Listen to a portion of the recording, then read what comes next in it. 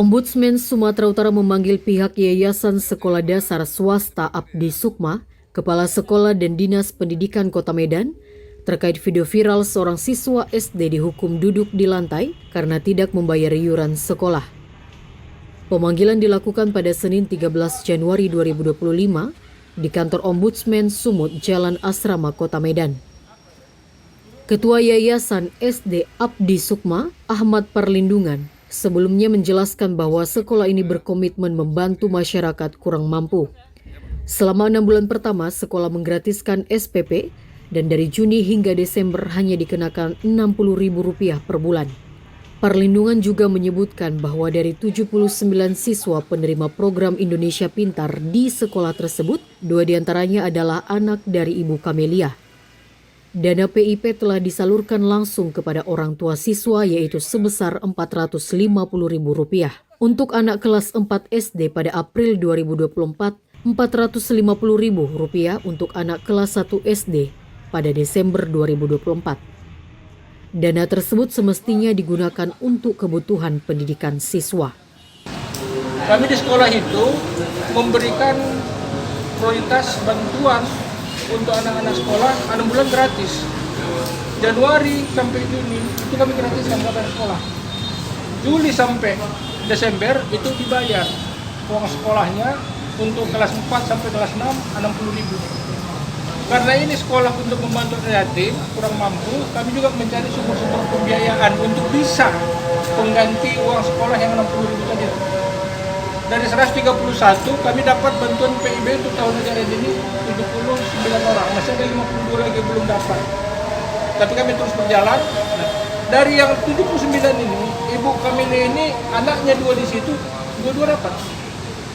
Dan uang itu sudah diambilnya, sudah diterimanya dan diambil untuk anaknya yang kelas 4 Rp450.000 di bulan April 2024 dan anaknya yang kelas 1 itu di Desember 2024. Tapi kenyataannya memang inilah terjadi. Jadi itu kami jelaskan, sesungguhnya sekolah ini adalah sekolah sosial. Jujur saya sampaikan juga, karena ini sosial dan mereka juga ini gajinya tidak banyak-banyak, Rp380.000 untuk bulan sama Rp600.000. Itulah mereka mau. Pak, hasil hari ini Pak, apa Pak? Nah, itu kondisi sekolah dulu ya. Yang untuk hasil hari ini, menyarankan bahwa kami tetap menjalankan sekolah ini dengan baik, sesuai dengan amanah, itu tetap kami lakukan. Memang itulah visi kami. Pak, apa alasan Ibu Haryati menghukum siswa SD itu, Pak? Iya. Apa alasan Ibu Haryati menghukum siswa SD itu, Pak? Dia membuat seperti itu karena katanya tidak membayar uang sekolah. Itu kami sesalkan. Itu tidak ada aturan daripada sekolah. Tak membayar uang sekolah pun tetap tidak boleh dihukum. Karena itu memang sekolah amal, sekolah amanah. Ya.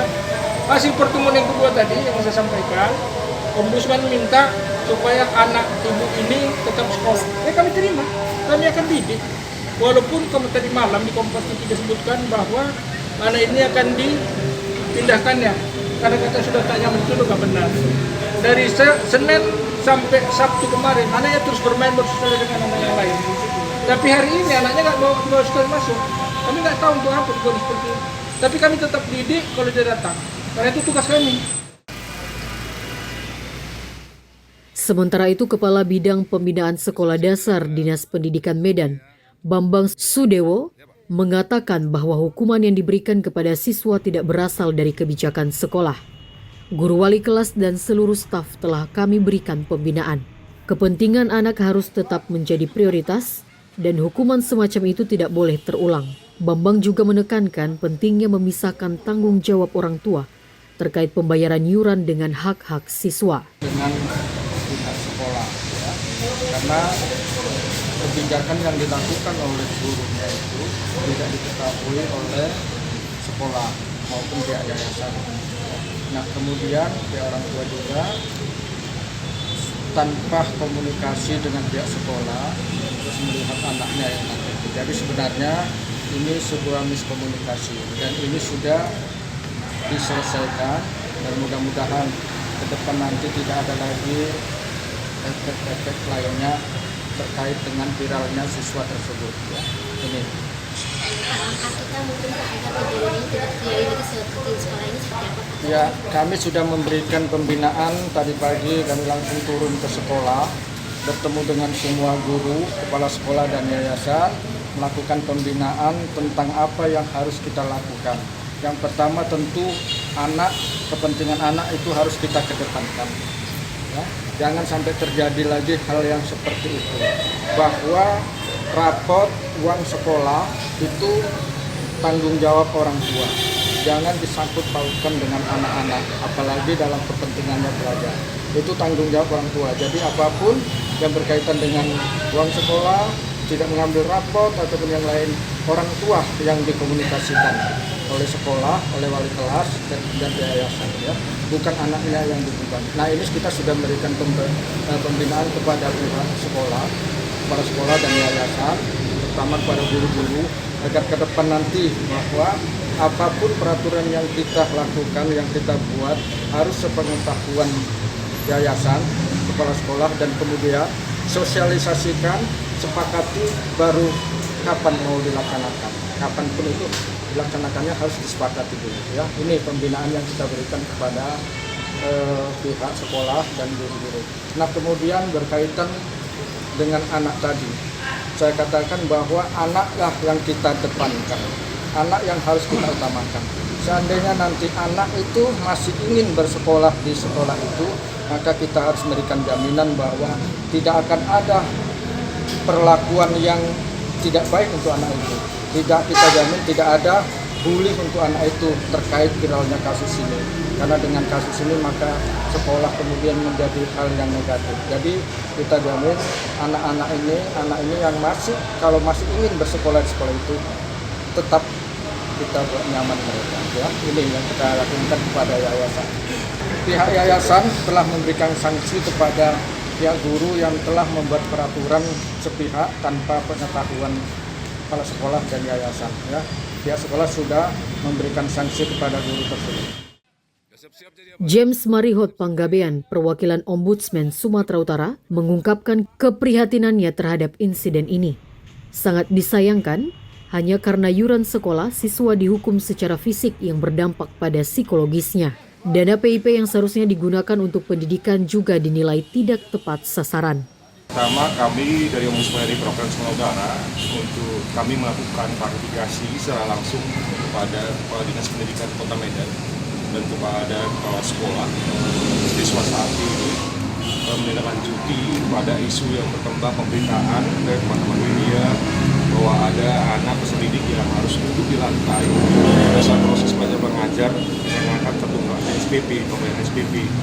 Nah, kami tadi sudah meminta informasi ternyata bahwa ada hal-hal yang memang diakui oleh pihak sekolah, kesalahan dari pihak guru wali kelas ini dengan menempatkan anak harus belajar di lantai dari tanggal 6 hingga sampai tanggal 8 Januari 2025. Dikarenakan anak ini belum membayar uang sekolah. Nah, kebetulan anak yang terekspos dalam video itu adalah nama Maesa, kelas 4 SD, dan dia sebenarnya punya adik juga kelas 1 SD yang juga tertunggak juga uang sekolahnya selama 4 bulan. Maesa itu 3 bulan.